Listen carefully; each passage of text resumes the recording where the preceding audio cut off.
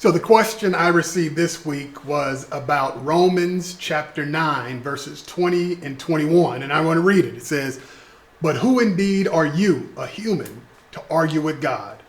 Will what is molded say to the one who molds it, 'Why have you made me like this?' Has the potter no right over the clay to make out of the same lump one object for special use and another for ordinary use?"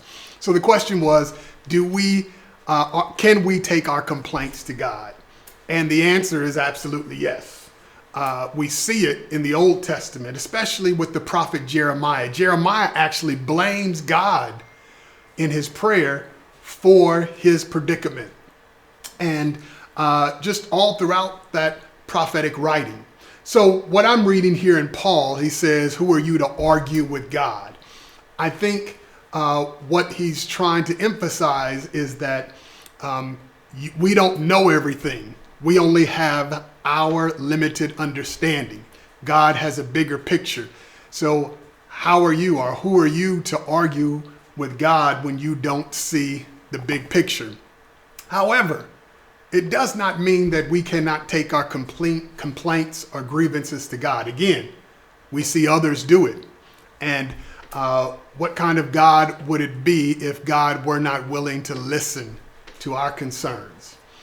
The final thing I'll say about this is everything is contextual. Paul wrote this to the Romans 2,000 years ago. We're not Romans. We live in a different time period. So we have to try to understand the scripture in our context. And I think for our context, it simply means that we need to recognize that God is God and we are not.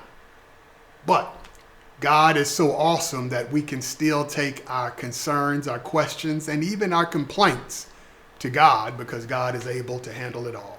Until next time, God bless. Send your questions to e3droppingknowledge@gmail.com.